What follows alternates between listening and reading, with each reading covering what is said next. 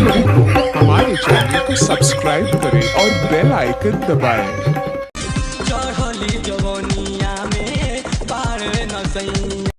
अरे बप्पा, अरे दादा रे दादा, अरे इन्होंने कहा से खाना खावा तुमने भैया? क्या क्या चाहिए, क्या किस चीज की जरूरत है तुझे? अरे बाप रे बाप, अरे बल्ला रे दल्ला, गांड लग जा, प्राण चले जा, पर हवाबाजी ना जा। अरे बाप रे बाप, अब अभी तक बाबा सुनत रहे देवरा मल्लेश पायना से मरले पायना से, लेकिन गरीब डोरी के नीचे लुधियाना बा, गरीब ढोरी के सोभे दीवाना बा, एकरा नीचे शहर लुधियाना बा।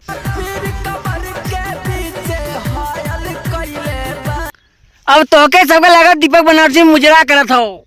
हेलो गाइस, कैसे बड़ा आप लोग उम्मीद करते हैं बढ़िया हो भैया। आजकल भोजपुरिया में गाना निकला था चन्न सन, अरे कैसन बड़ा हो भैया, लगे रउआ लगन कैसन बड़ा? अच्छा बेटे, टिकटॉक ये हो।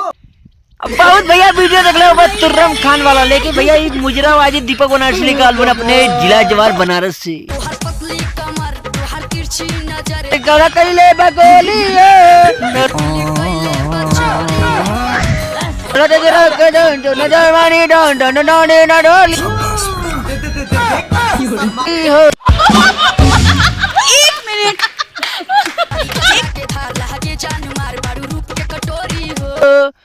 तो भैया लोग बदल जाए, समय बदल जाये, जमाना बदल जाये, लेकिन भैया ये कहल न दीपक बनारसी कबो ना बदलियन।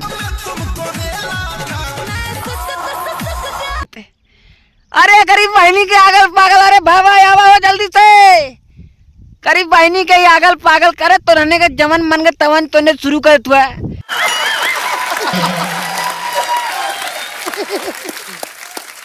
अब भाई तक तो रहा चली समियाना में, अब तोहरा चलते गोली, चली समियाना में आज तोहरे चलते गोली, और राजा राजा राजा कोरेजा में समाजा,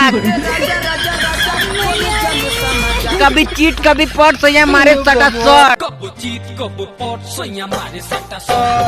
दया मार दले बिच्ची कनवलिया में।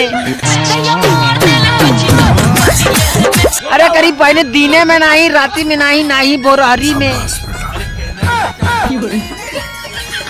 स्लीपिंग करता है तू।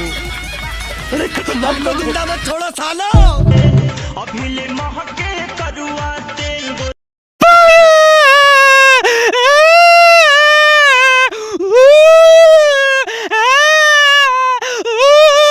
तेरी माँ के आगे कोई कुछ बोल सकता है क्या?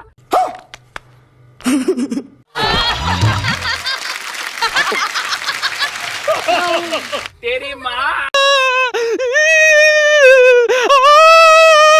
को इसका थोबड़ा तो देखो, किसी अच्छे घराने का नहीं लगता। करे तोरी बहनी के आगल पागल अगलन बगलन।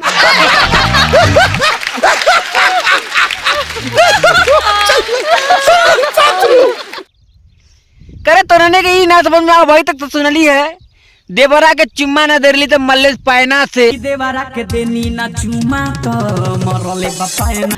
अगर बहनी के कुल तो सुने हैं, लेकिन पिया हो परदेश में कैसे रोज, पिया हो परदेश में कैसे रोज रोज बर्दाश्त करेला, रोज रोज बर्दाश्त करेला।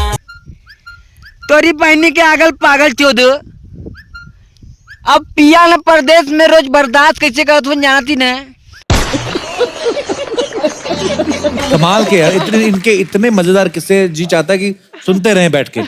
भगवान हाथ दे ले हमने के, यही से बर्दाश्त हो जाला हमने का। जान दे देंगे इसके लिए, क्या बात कर रहे हो आप? क्या बात है? तो सुधर जा, नहीं 2 मिनट में लगभू काखे पाटे। हमको मारो, हमको जिंदा मत छोड़ो सालो, जबरदस्त करेला। तोरने कामो धंधा न कर देबा, अब तोरने तो काम धंधा हो नहीं, खाना बनेबा 2 थरिया खा के कब खाली ढेकरकता हो। अगर पिया कमाए बंद कर दिए ना, लगी मुँह में फाका आवे लगबू टाका टाका 2 महीना में ना एकदम लकड़ी की तरह हो जाइबू। कब अरे दादा हमार जवैया कभी ने कमाई जाता तो कमाए दे का कर धुने हुए का बतिया के।